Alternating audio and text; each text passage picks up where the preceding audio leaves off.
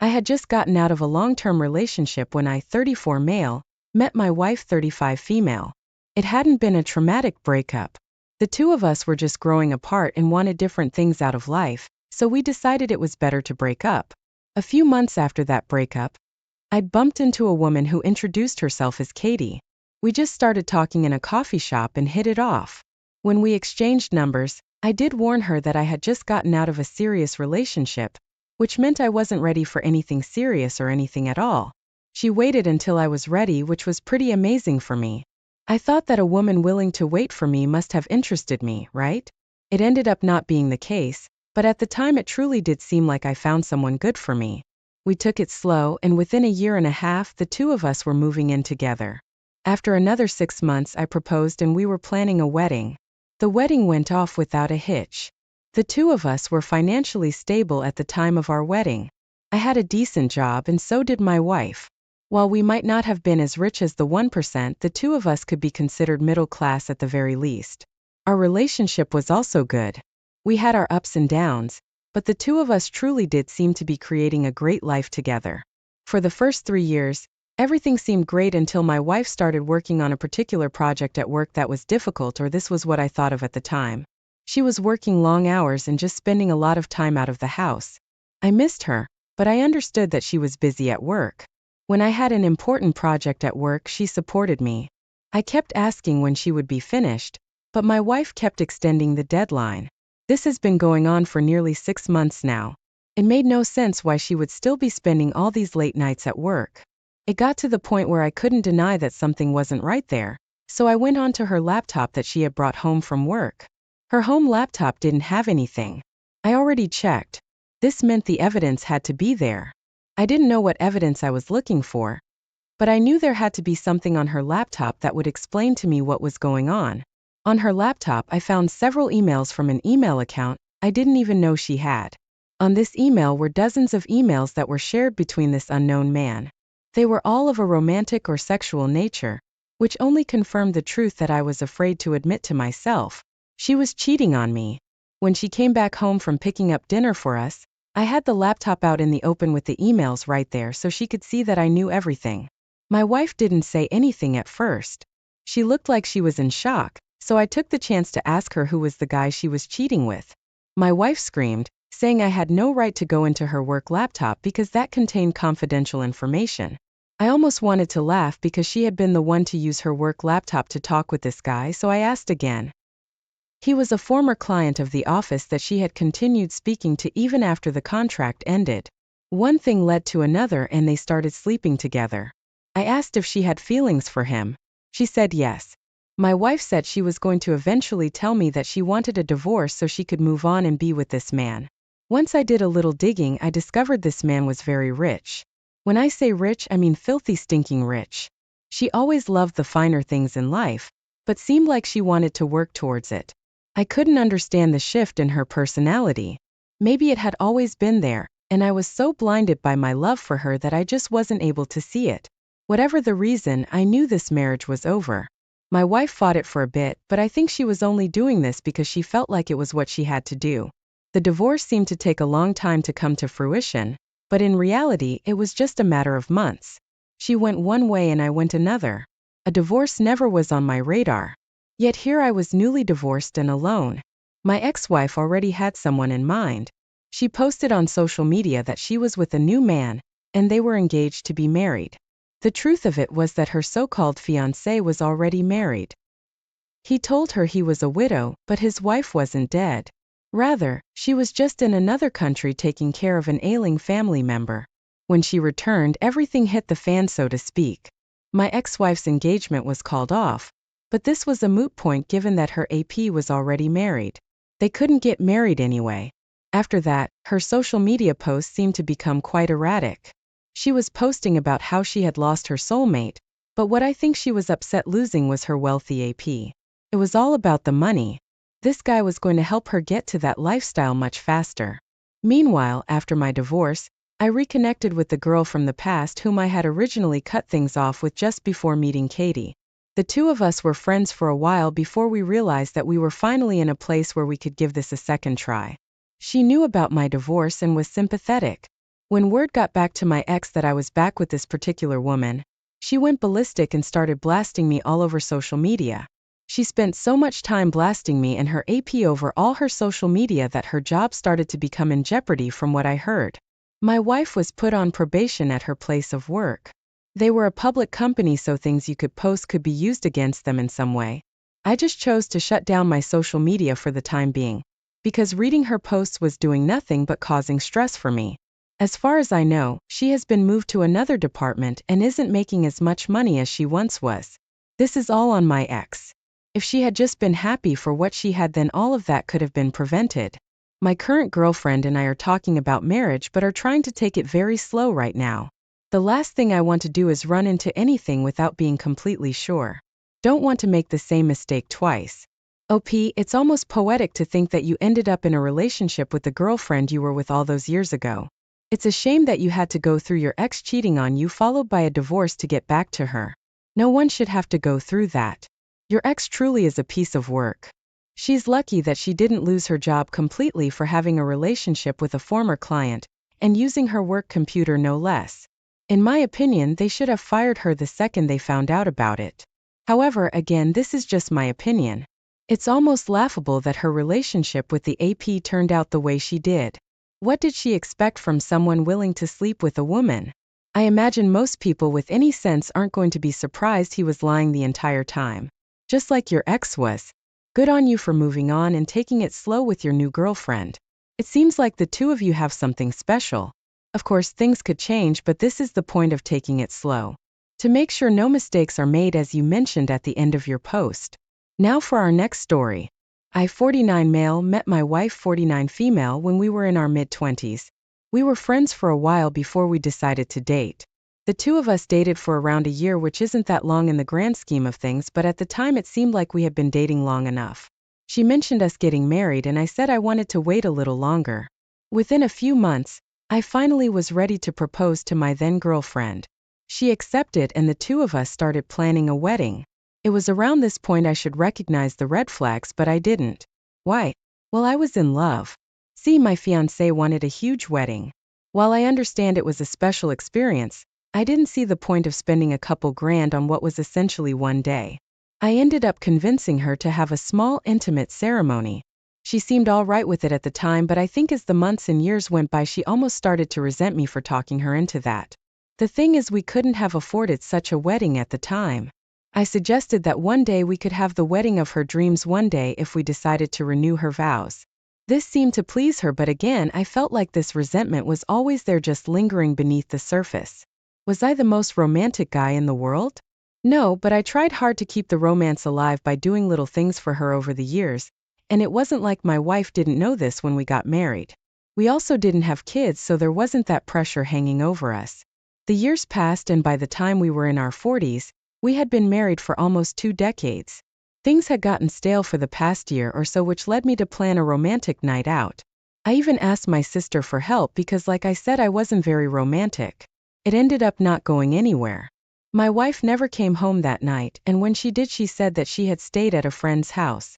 They had been drinking, so she figured it was safer for her to just spend the night there. I saw no reason to not believe her, so I took her at her word. The next night I tried again and we had a pleasant dinner.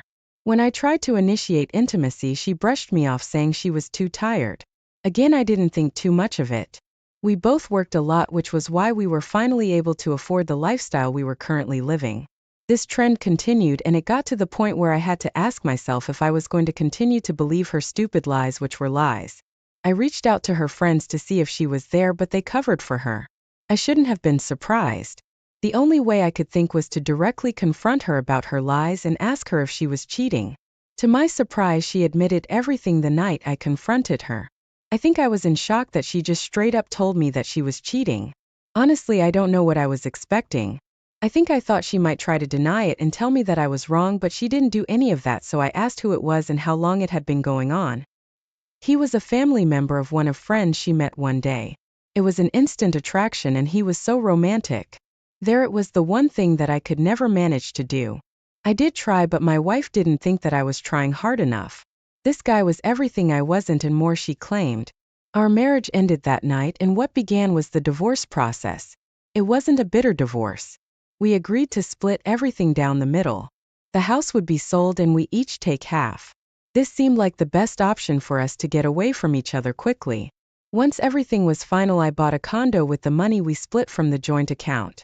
I still had a decent amount left over that I was going to keep for a nest egg. Eventually the house sold and I put that money away as well. You never knew when you were going to need it. My ex ended up doing the exact opposite. She took her money and bought an even bigger house than the one we lived in with each other. Then I heard that she was planning a wedding. A very huge wedding, I might add. It was the wedding she had always wanted. I was having flashbacks to the wedding we had all those years ago. My ex had resented me for all these years because we never had the wedding she truly wanted. As embarrassing as it is to admit, I did look at pictures on Facebook afterwards and my God, it was a huge affair. Everything looked so expensive. I can just imagine how much money she spent on the whole thing, including the dress. At that point I knew I had to take a step back and stop obsessing over this woman who was my ex. I focused on spending time with my friends and family, which helped. I assumed my ex was spending time with her AP. Turns out though not everything was great. I learned that a year after they got married they were in debt. My ex spent the divorce settlement on the expensive house and expensive wedding, making it so she had nothing left. Her job did bring in a decent amount of income. My ex was the only one making good money in that household because the AP was a bum. She dared to out to me to see if I could lend her some money. My ex played on our past relationship and the memories we made over 2 decades, but I wasn't buying it. I told her that it wasn't my problem that she spent all of her divorce settlement on pointless crap. I hung up on her and proceeded to receive at least 3 more calls from her that night, along with 3 very nasty voicemails. After I listened to them, I just laughed and played them to my friends to show how far she had fallen. They all found them as funny as I did. My ex truly had no shame, or was just that desperate. I don't know if she ever truly believed that I would give her the money or not. Even if she had reached out to me a few months prior, I still wouldn't have given it to her. At no point was I ever that desperate. I blocked her number that night because I didn't want to hear another word from her. We were done. She cheated and wanted to go be with her AP, who was the new love of her life. If she had planned better, then my ex would have money just like I still did. Most of my family and friends were happy to see her go. I wonder if they had ever liked her or just tried to get along with her for my sake.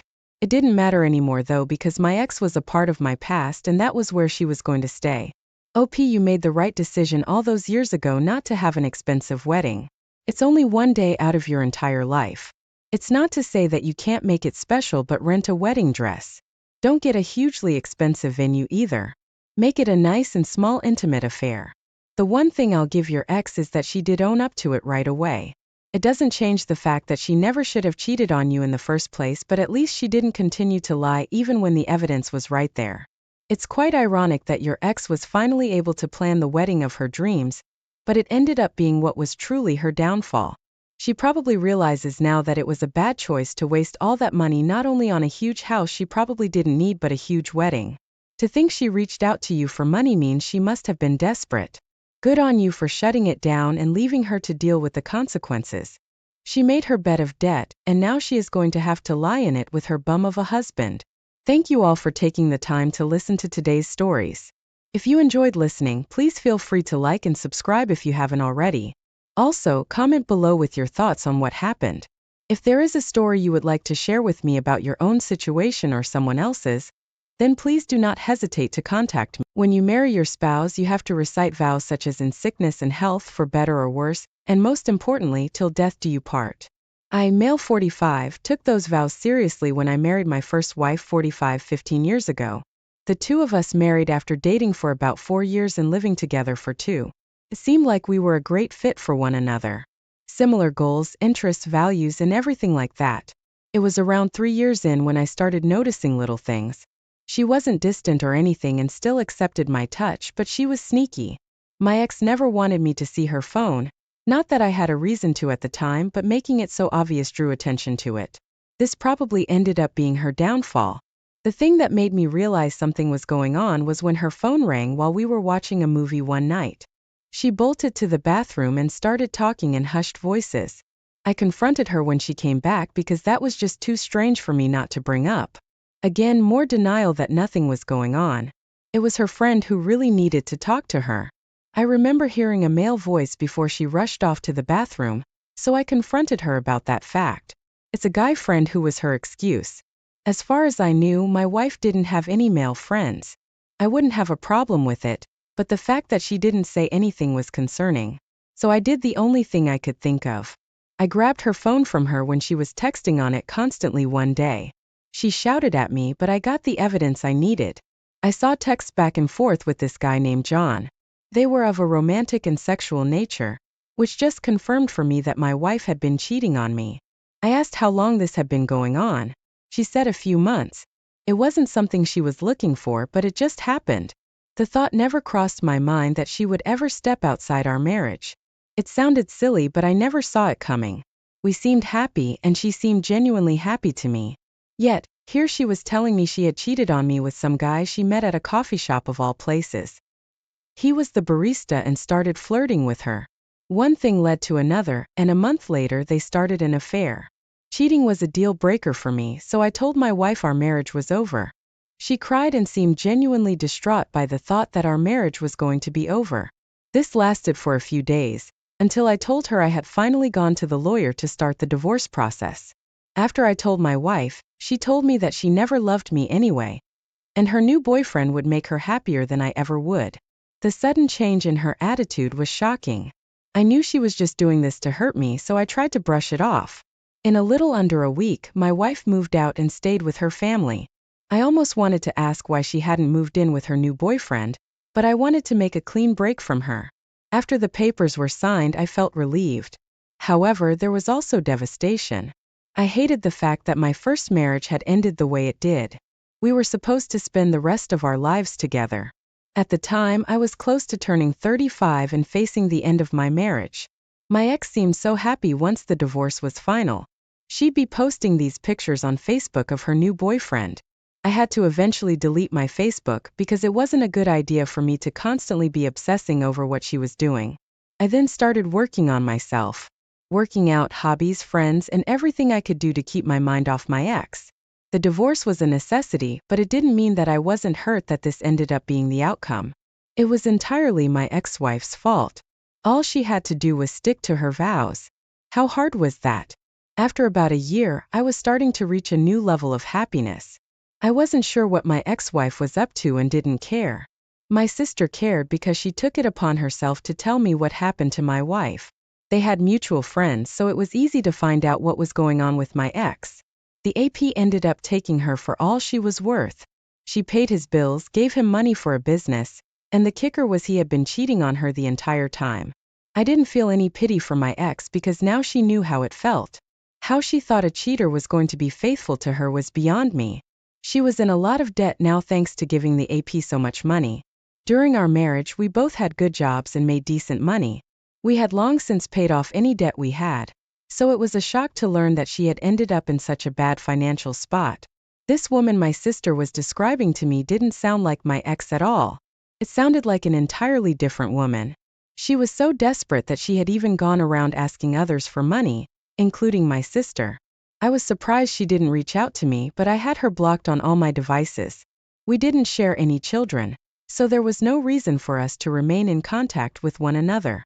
Once I met my second wife, all thoughts of my ex flew out of my mind. We met at work actually, and while it's never a good idea to get involved with a coworker, I couldn't help myself. The same applied to her.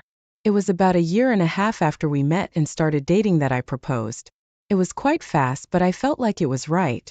When my wedding was announced, my ex did reach out to me to tell me congratulations. I just responded with a smiley emoji because how else can you respond to that? I didn't have any obligation to speak with her, but I still wanted to say something to her, just to get it off my mind and never have to think about it again for as long as I lived. Now I'm 45, and I've been married to my second wife for years. Things couldn't be better between the both of us. The last I heard, my first wife was still alone and hopping from relationship to relationship. The way things are looking for my ex is not good. She is going to end up being alone when she could have had a long-lasting relationship. I guess I should thank her because if she hadn't cheated on me, I never would have met my second wife, who is amazing. OP. It's good to hear that you were able to find happiness with your second wife after the heartache you experienced with your first wife. The last thing you said is especially poignant because she probably did you a favor when you think about it. Still, I hate that you had to hurt to find your way to true happiness. She is now reaping what she sowed by cheating on you all those years ago. People always go about a sudden problem in their marriage the wrong way. Instead of talking to the partner, they seek someone outside the relationship, which makes no sense. It was no surprise to hear that the man she cheated on you with ended up cheating on her. Once a cheater, always a cheater, as the popular saying goes.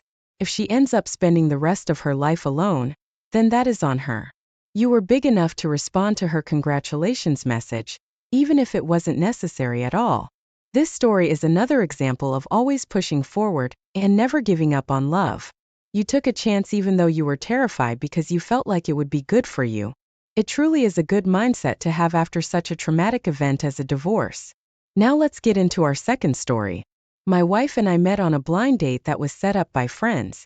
I was a little hesitant to go through with this blind date because I never had much luck with them, but I had been in a bit of a dry spell.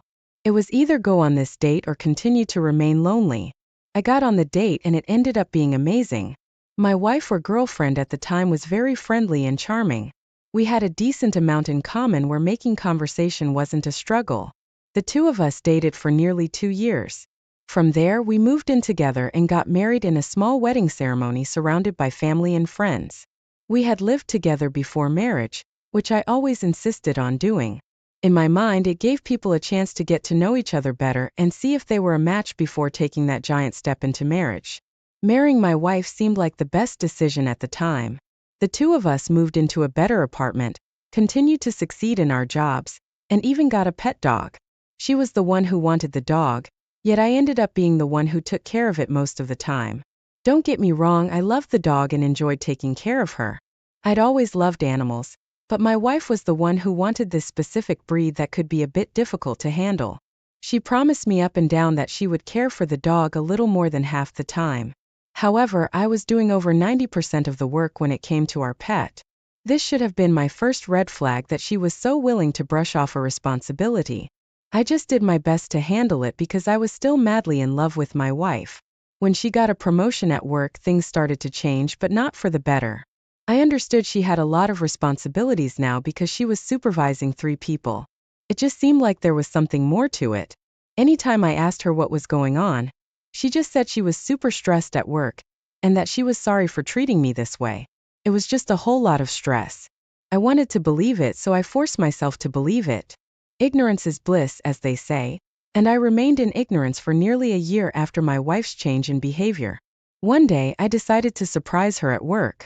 I had gotten off early, so I thought it would be a nice romantic little thing for us to do. I got to the office and was told that my wife had stepped out to go to lunch. It was my fault for not checking with her, so I went back to my car. When I was about to pull out of the parking spot, I saw my wife entering the office building with a younger man who I think was one of her subordinates. The reason I did a double take is how she was acting with him. She was very touchy, giggly, and not acting like a supervisor would with someone they were supervising. I watched them go inside the building, but as much as I tried to brush it off, I couldn't because I kept picturing how happy she looked. My wife never looked at me like that anymore. It pained me to say this, but it was the truth. I wanted to ask her what was going on, except I doubted she would tell me the truth. So I decided to check her phone when she was in the shower. The phone is always the place where you'll find what you need. Her texts were full of evidence of an affair with her subordinate. I sent copies of all the texts to myself in a surge of impulsivity. I wanted a chance to be able to use them. Once she got out of the shower, I told her I knew of the affair and to not BS me about everything because I knew the truth. She seemed shocked that I would take the step of going into her phone and violating her trust, which was ridiculous. She was the one to cheat on me in the first place. She looked like she wanted to hit me, but just stormed off back into the bathroom. I was glad that we only had another month left on this lease because our marriage was over. For a few days after that, I was in shock about the end of my marriage, and once the shock wore off, the grief set in. My wife had left to go stay with her parents. They were supporting her, but this was no surprise. To them, she was their little girl who could do no wrong. I had finally sought out a lawyer and planned to move into another unit in the complex that was smaller than the one I shared with my wife. She seemed to be facing no consequences. Her family and friends were on her side with her job still going well. It was then I had enough and decided to make the affair known to my wife's workplace. I had evidence to back it up, so it wasn't like I couldn't prove it. The fallout was quick. My wife was forced to resign, and the subordinate was moved to another department. When I learned she left her job, she reached out to me and lashed out, saying how she knew this was my fault. I didn't deny it and told her I took screenshots of her text messages that day, and was sitting on them for weeks now. She screamed and cried, saying she was going to have her father hire a lawyer to go after me, but it was all bluster. My soon-to-be ex was the one who had done wrong by having a relationship with someone below her. It went against the rules set forth by her place of work.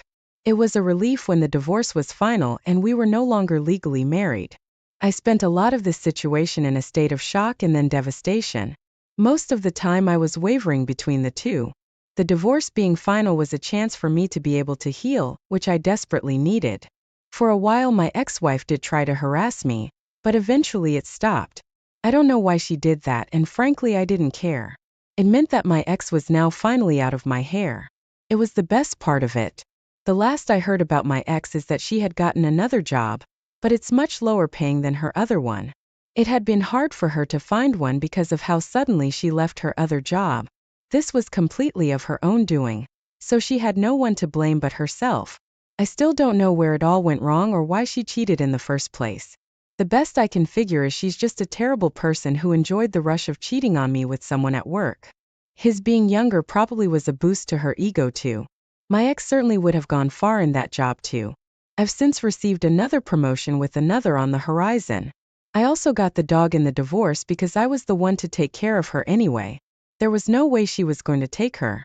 Honestly, I can say I don't care what happens to my ex or where she ends up in 5 years. I'm on the path to happiness, and she seems to be on a path to permanent misery. Do I hope that she looks back and regrets what she did? Sort of, but I hope one day I won't care about that either. It was such a boss move to take screenshots of her text messages and then send them to the higher-ups at your wife's job. She should have thought about the consequences before she started sleeping with a subordinate. Anyone will tell you that's a bad idea. And if it does get found out, it can result in the loss of a job. Just keep that woman on the back burner of your mind. She isn't worth any more of your thoughts, tears, or energy. It's a shame her family backed their daughter and refused to force her to take responsibility for her actions. But this just proves the whole family is trash. Continue to focus on your job, dog, and whatever else makes you happy. This will help you truly be able to move on from her once and for all. Thank you all for taking the time to listen to today's stories. If you enjoyed listening, please feel free to like and subscribe if you haven't already. Also, comment below with your thoughts on what happened. If there is a story you would like to share with me about your own situation or someone else's, then please do not hesitate to contact me. This is my first time posting on Reddit, so I'm going to do my best. I don't know the acronyms yet. I'm trying to learn them all. If my writing and story is all over the place, just know I'm going off the top of my head. To start, I'm a 31 male and my wife is 28. We have 2 kids, ages 7 and 5. My wife asked me for a separation August 27, 2020. She left that day and was apparently living with her mom. The day after, I got messages from her cousin saying that she had been cheating on me. My wife claimed she never did up to this day. A week after, we met up to do a Zoom meeting on her phone to meet our son's teacher online. She got a Facebook message saying something like, "Only a few hours left," with an eggplant emoji and peach emoji. After the meeting, I asked her if she could explain that, and she said she didn't want to talk about it, and that she had deleted the messages already. She said it was a girlfriend of hers because she was going on a date, and apparently girlfriends get excited for each other and think they're just going to get laid, which I obviously didn't believe at all. I got really upset and told her to leave. Around Thanksgiving, October for us in Canada, she told me she was taking the kids to another city to visit her grandparents and go swimming for Thanksgiving. She ended up lying and actually went with our kids and this guy she apparently cheated on me with and stayed in a hotel. On their drive back, the car engine blew and died. The same car she fought me for and owes almost $12,000 on, and still makes payments every couple of weeks. This is when I started to believe in karma a little bit more. Between September and November, my wife and I drank together and had sex around 5 or 6 times. I still wanted her back and I really wanted to have sex with her. The part that I'm realizing now is that she had been seeing this guy for a while.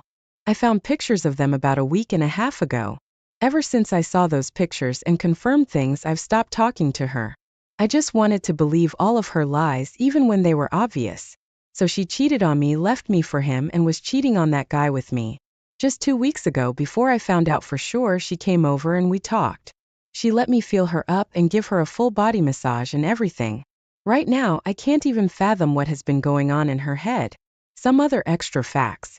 The kids are doing well, my apartment is spotless, and I've lost 50 pounds since she left me, 235 pounds down to 185. She came to my place a couple times, and has cried to me about how it's so unfair that I'm doing so much better than she is. She said it wasn't fair that I was doing all of this now, and not when we were together. She told me she still loved me on Christmas and bought me Christmas gifts. Not just junk but a bottle of sake because she knows how much I want to visit Japan, and how much I enjoy making ramen and such. So she put thought into it. I don't mean to sound rude, but she doesn't look very good nowadays either. She put on weight and went hard into drugs and drinking. She told me she cries all the time. She told me she was depressed with me, left me thinking it'd be better, but is still depressed, and that messes with her. But as we know, happiness comes from within and she has none. So if you left me for someone else, at least be happy about it and make the best of it.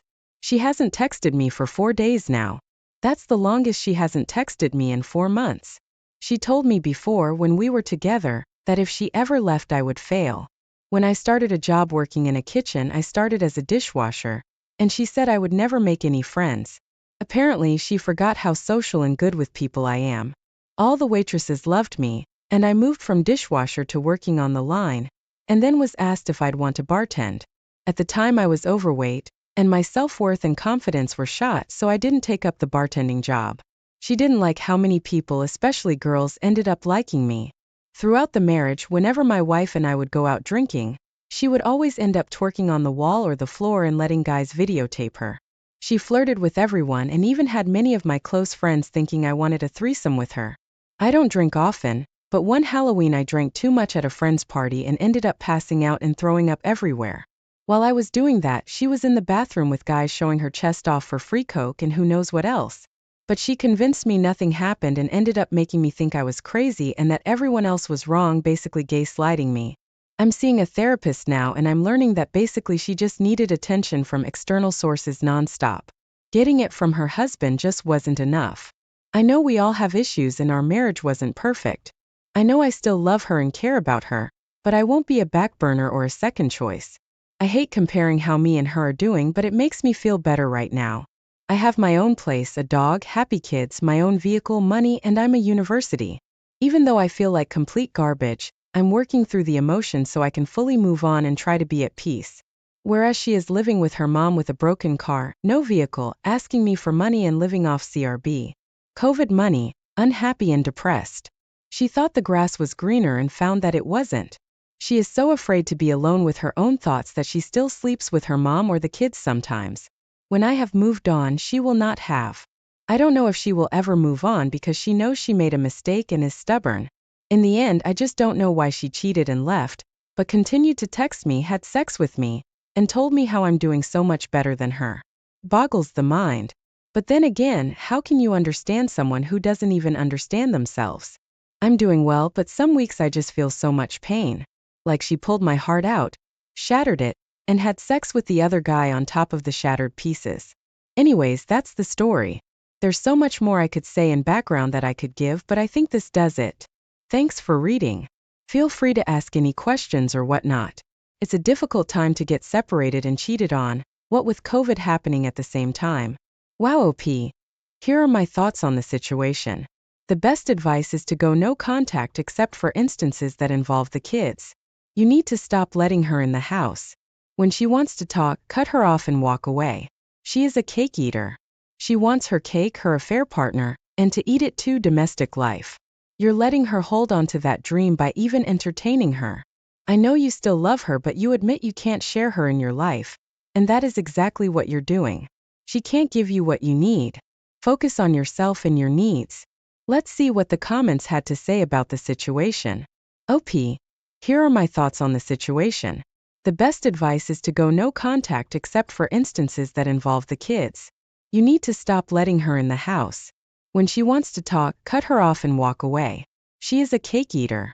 She wants her cake, her affair partner, and to eat it too. Domestic life. You're letting her hold on to that dream by even entertaining her. I know you still love her, but you admit you can't share her in your life. And that is exactly what you're doing. She can't give you what you need. Focus on yourself and your needs. This woman has major mental issues. I think many here have mentioned going after custody of your kids because frankly, she's a mess. She has no self-control. She shows no ability to use good judgment. So allowing her to suck you in over and over is only prolonging the inevitable. You really need to just get her out of your life and mostly out of your kids' lives. Good luck, OP. Now let's get into today's second story. I don't know what I'm looking for by sharing this. I'm just lonely, sad, and disappointed, and maybe I just need some reassurance that I shouldn't consider taking her back. I've 27 male, been together with my fiancé 24 female, since the end of 2019. In my mind, things were going great. I proposed last year on a mountain near a waterfall and she said yes. We talked about what the wedding would be like and having children and all that. However, during our relationship, she became less interested in having sex, like from 1 or 2 times a day to 1 time a week or so. I hated that and tried to make things better.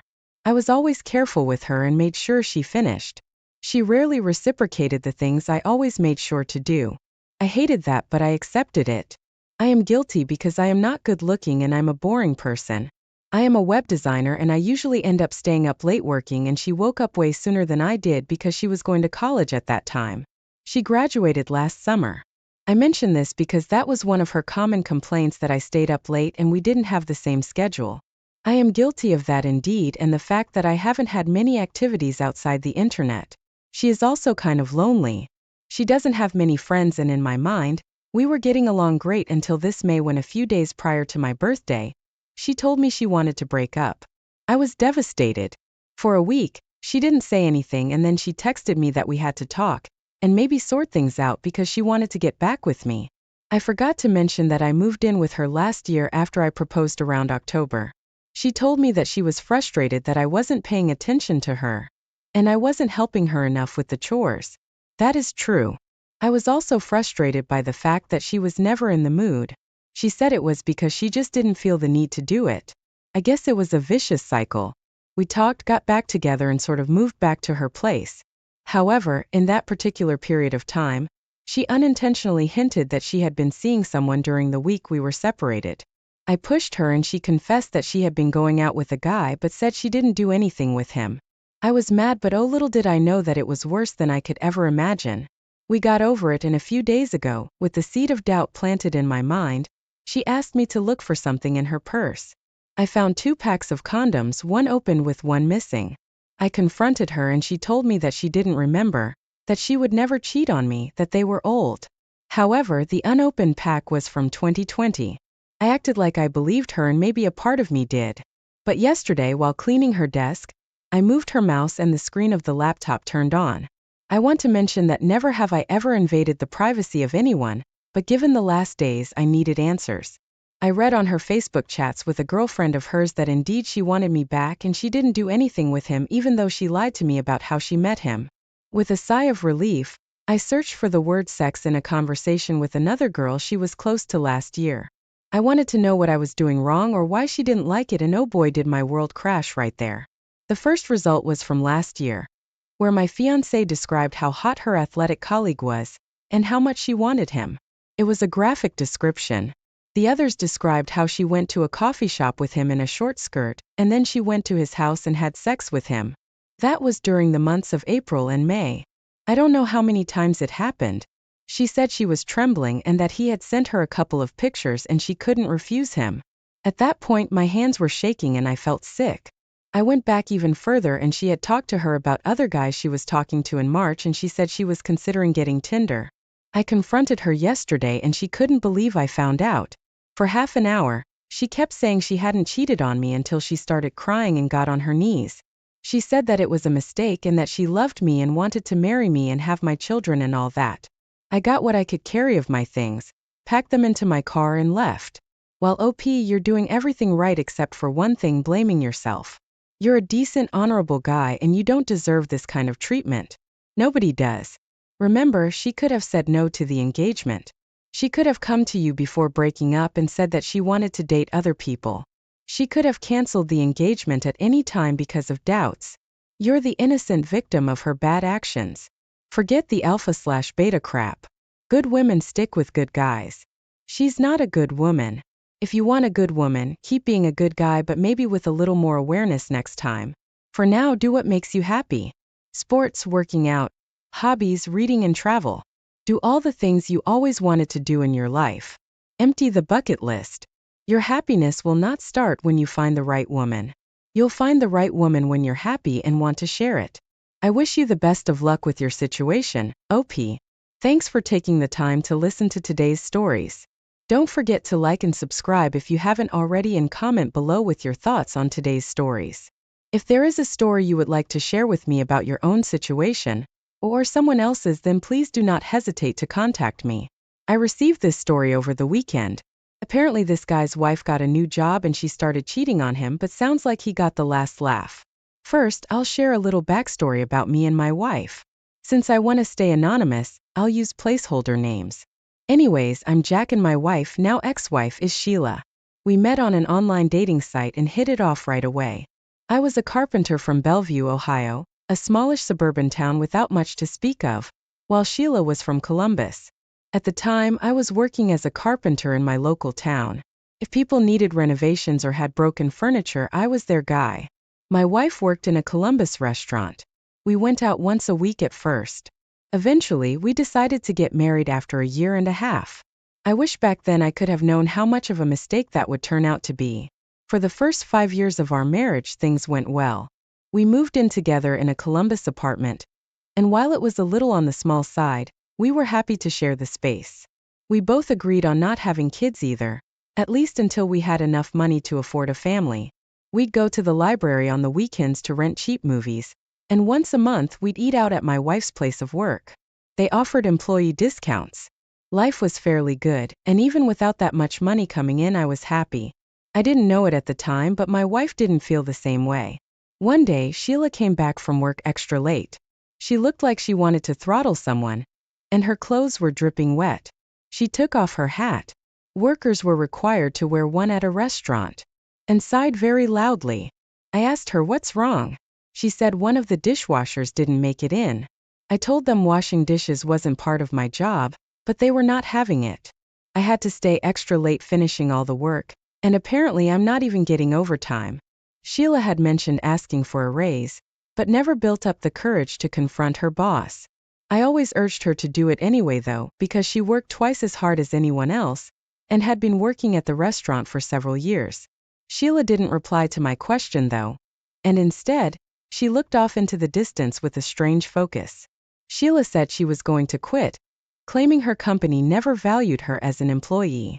I told Sheila I know it's not fair, but we can't pay for rent on just my salary.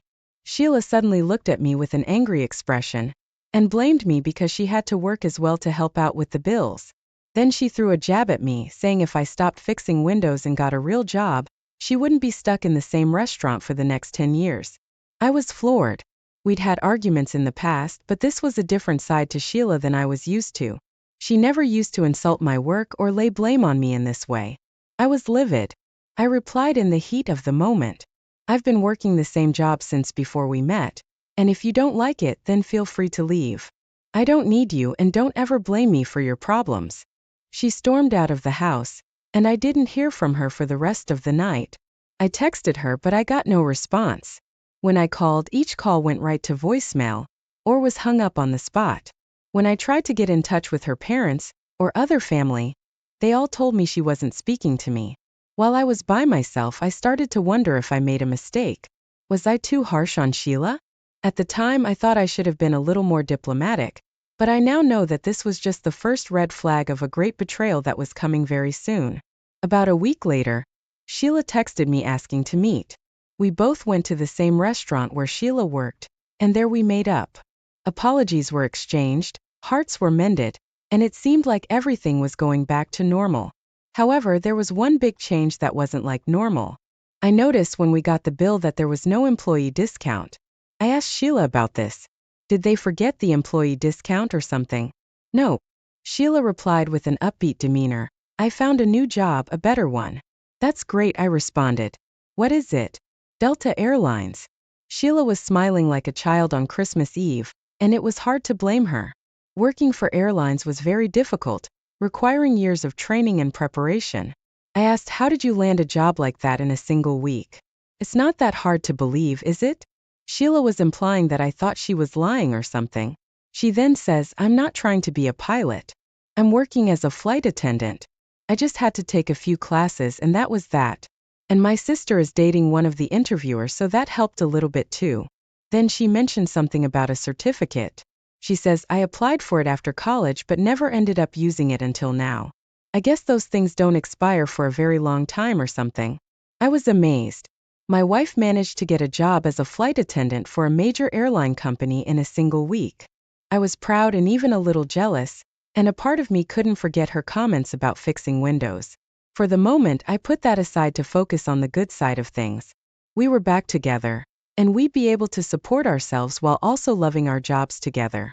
Things were good, and I hoped they would stay that way forever. Sadly, the good times will run out far sooner than I ever could have expected.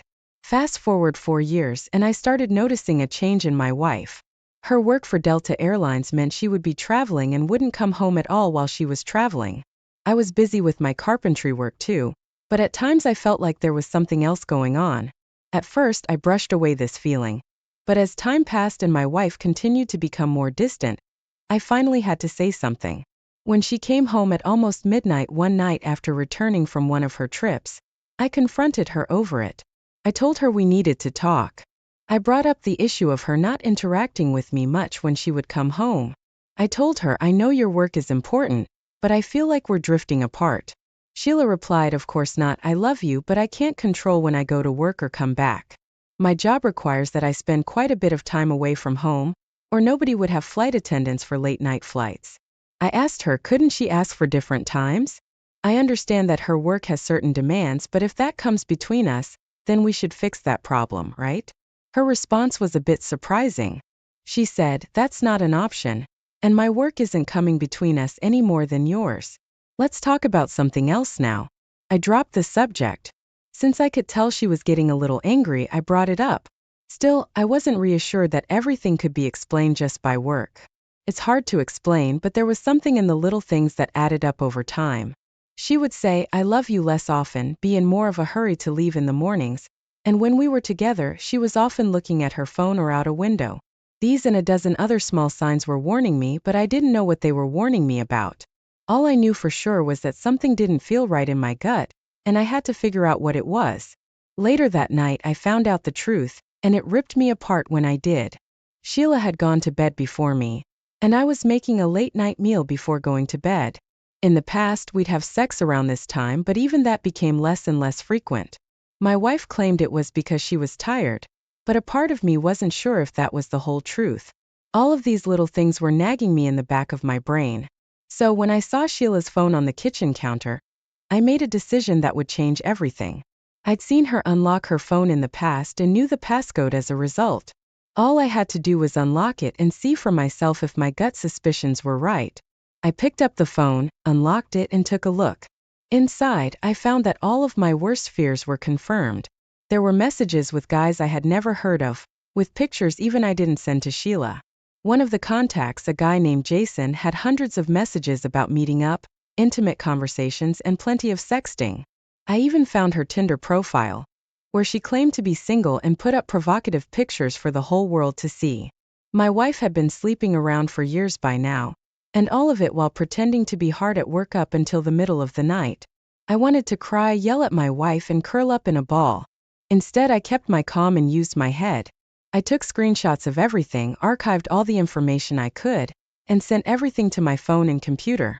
After that, I quietly gathered all of Sheila's things and put them in boxes from the basement. It took damn near the whole night, but the anger and betrayal gave me a kind of zen energy that kept me going. I even considered sending some of the stuff to Sheila's family, but decided against it. What she did to me was wrong, but I wasn't going to stoop to that level because of it. Instead, I found a lawyer in the area online and sent a message asking for legal advice. I'd be going for a divorce and wanted to keep my shirt after all was said and done. Finally, as the sun was starting to come up, I made myself some coffee and waited for Sheila to wake up. When she finally did, she stumbled downstairs in a seemingly hungover manner. She had been doing that a lot in the recent past, and I'd brush it off as tiredness, but I now thought there was probably another cause after all. She was a little confused, since I normally woke up after her and took a seat while I made her a cup of coffee. I spoke first. I want a divorce. Sheila laughed at first, but as she saw my stern expression, the laughter trailed off. You're serious? Deadly, I responded. Why? Sheila asked. Because I found out what you were doing behind my back. You lied to me, Sheila, and now I want you gone. I expected tears or begging or maybe yelling. To my shock, I got none of that. Sheila was almost totally emotionless, like a carved statue. Okay then, probably for the best, honestly. Her response hurt me deeply than any nastiness could have. All this time I thought we were in love, but in that moment I realized it had all been a lie. Even if she once loved me, it was long gone now. We were together because it was easier for her to stay than to leave, but she didn't feel anything special for me. I spoke, trying to contain the pain in my voice. Your stuff is already packed. I want you gone by the end of the day. I'll send you the divorce papers as soon as I get them. After that, we're through. Sheila didn't say another word. She got her things, made a few calls, and waited for her ride to come pick her up.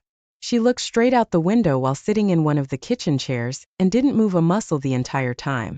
When the car finally arrived to pick her up, she left the apartment and got in without another word. 1 week later, and I'd finally cleared things up with the lawyer I contacted. He sent me all the divorce documents I needed and told me that I could even get alimony because of my wife's high-paying job. I was skeptical if a judge would be all right with that, but decided to add it to the documents nevertheless. After everything was ready to go, I sent it to Sheila, who was staying with her parents. I sent a text to her after the papers were sent. The papers are on their way. Once you've signed them, we can both move on from this. She responded later that day. Once I sign these, it's all over? Yes, I replied. She responded, good. I got the divorce papers back about a day later and reviewed them with my lawyer. Inside, the papers had a generous alimony payment for me, both because of my lower paying job and the infidelity of my ex-wife. I figured Sheila would contest the numbers, but it seemed she was comfortable with paying that much. Now, all that was left was to submit the papers to the court and get this divorce hearing underway. In the end, submitting them took an afternoon of driving to a nearby courthouse, wait for the court hearing. About a month later, it was finally over. I was divorced from my cheating wife. Fast forward another month. I received my first alimony payment of nearly $600 into my bank account. Turns out that being a flight attendant pays a lot better than me fixing windows. Needless to say, Sheila wasn't happy about that, lol. I sent her a thank you text for her monthly generous donation to my bank account. I saw that my cheating ex-wife was in the middle of typing a reply, but I never read it. Before it was even sent, I blocked her number and deleted her contact from my phone. I never heard from her again. I am still getting alimony payments and I don't feel bad about my carpenter job. Her cheating on me turned out to be some supplemental income for me. It sucks I had to lose my wife over it as I loved her with all my heart, but what's done is done. In January 2020, my friend makes a stupid decision and buys a brand new car he can't afford. His insurance is like $400 a month. He makes like $10.25 an hour working as a shift supervisor at McDonald's. His car payment is like $795 a month. Now at $10.25 an hour, 30 hours a week, that's a weekly income of about $300 or about $1,230 a month, so yeah. So my friend came to me for help because I used to sell cars and know the industry pretty well. I go over his paperwork. The dealer did rip him off, but my friend is trying to find a way to get out of this mess, and ripping someone off isn't illegal. They did, of course, overcharge him for the warranty. They gave him a higher APR. They had add-ons, etc. But none of that is illegal, and I know the only way I can get my friend out of this deal is if they did something illegal. So I look at his finance application that my friend signed. It correctly listed his income, which turned a light bulb on in my head. No bank is going to approve someone for a $795 car payment if they're only making $1,200 a month. It does not make mathematical sense to do that. So I start searching through his paperwork for the finance app the dealer submitted to the bank. You oftentimes submit a finance application at a dealership. The dealership will take the hand-filled out application and reproduce it electronically. This is pretty normal. However, on the application the dealer submitted to the bank, the dealer said my friend was the GM of the McDonald's and made $70,000 a year. My friend had good credit, so it doesn't appear like the bank asked for proof of income. So I go to the dealership with my friend and tell the sales manager he's going to put me in touch with the GM because we're going to be unwinding my friend's deal and giving his trade-in back. The sales manager thought I was joking. The GM also thought I was joking. Then I demonstrated how this dealership finance department committed bank fraud. I showed the GM the finance app my friend filled out. I then showed the GM the finance app his dealership submitted to the bank and pointed at the income difference. My friend really made $14,000 a year. The dealership claimed my friend made $70,000 a year. That's bank fraud. That's a felony. Let's keep this simple, shall we? The GM sees his dealership is in a load of shit. The proof I am presenting to him is rock solid. He knows it. I know it. We are all on the same page. He goes, okay, so what can I do to make this right? I go, unwind the deal, give my friend his trade-in back. Unwinding the deal is basically the GM agreeing to cancel the deal and basically erasing the deal and pretending it never happened. GM tries to avoid that, but I remain firm and remind him we can easily take this documentation and turn his life into a living hell. He knows I'm right. My friend also needs a car to get to work the next day. The GM says he'll check into it. He comes back and tells me, unfortunately they sold this trade-in already. I said that's fine. Unwind the deal and let's put my friend into something that's good or slightly better than what he traded in for. So the GM goes, so he'll buy a car similar to his trade-in? I said no, you'll give him a car similar to his trade-in. The GM goes, it doesn't work that way. I go, it does when you commit bank fraud. The GM is upset with me and I remind him I'm being really nice and the situation can get really ugly, like felony level charges ugly, like losing a franchise ugly. So yeah, this is going to hurt, but it's going to hurt less my way. So the GM goes, all right. And he looks in his inventory and he tells me they have a 2007 Ford Focus with 10,000 more miles. I tell him no, the car you give my friend needs to be the same or better than what he traded in. The GM counters, I'm giving him a free car. And I go, no, you took his trade-in, you sold it. You made money on that sale. You also committed a felony in the process of selling him his new car. You are now correcting that mistake.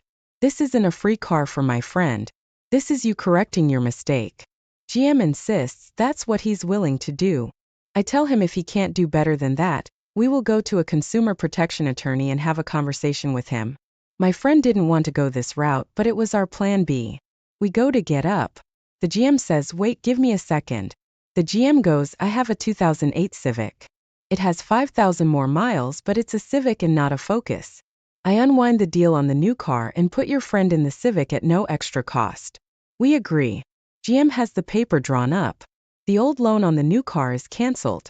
They take in the new car again, but because it's already titled, they'll have to sell it as used. That sucks for them. And they gave my friend a better car than the one he traded in. For people asking why we didn't get a lawyer involved from the start, we could have done that, but courts take a long time. And this was a faster way to fix